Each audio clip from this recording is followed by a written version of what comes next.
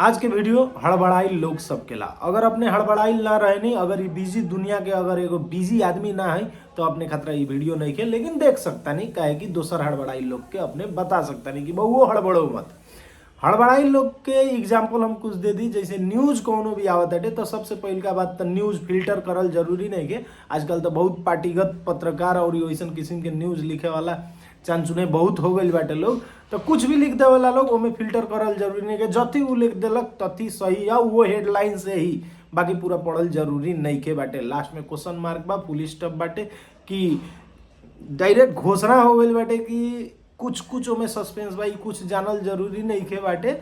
बीरगंज में गोली चलो सुनते मत हाय बा, बीरगंज में तो गोली चलल बा, का जान केतना आदमी के का भइल कह के ऐसा किस्म के डायरेक्ट र्यूमरस किस्म के फैलावत चलेला लोग। जैसे एक आध जना के र्यूमरस में even a foreign cameraman cried जब नेपाल लूज भइल त भाई 2018, 17, 16 कब के फोटो रहे कह के एक आध जना में हम कमेंट भी मार देले रहनी। तो अब बात कही जाओ एक्चुअल बैंकिंग रिलेटेड होके। बैंकिंग रिलेटेड में न्यूज जब आवेला कि बैंक को ब्याज दर घटियो, तो बैंक को ब्याज दर घटियो सुनते मात्र, हेडलाइन पढ़ते मात्र आदमी कथी सोचेला कि हम 12% में ले रहनी है तो हमार भी 10 हो गई, हमार भी घट गई हो कि कह के ऐसा किस्म के लोग हल्ला उठाते चल जाला बैंक में कि बैंक के तो रेट घटल बा, हम तो ये सुननी है। तो भैया जे सुनले बाटे पूरा सुनल करो, उ भी सुनो तो नीमन आदमी से सुनो जौन की सुनावे लायक हो। अगर पढ़ले बानी तो पूरा पढ़ल करी। बैंक को रेट घटियो कह के न्यूज में कबो भी बेस रेट के बारे में आवेला अथवा अपने के डिपॉजिट रेट के बारे में आवेला, जौन की डिपॉजिट रेट के बारे में कोनो कंसीडर ना करेला। रेट घटियो मतलब सोझे है लोने के घटल होगी, डिपॉजिट के भी तो भाई घट सकता टेनु।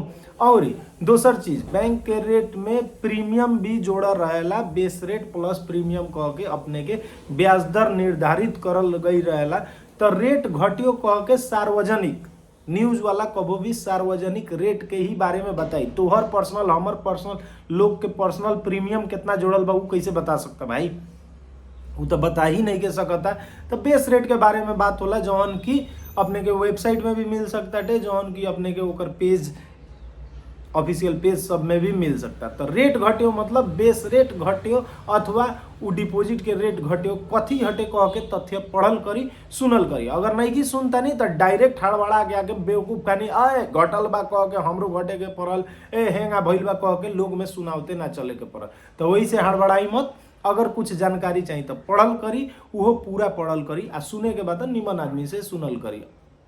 समझ आ रहा बा नु। जय नेपाल।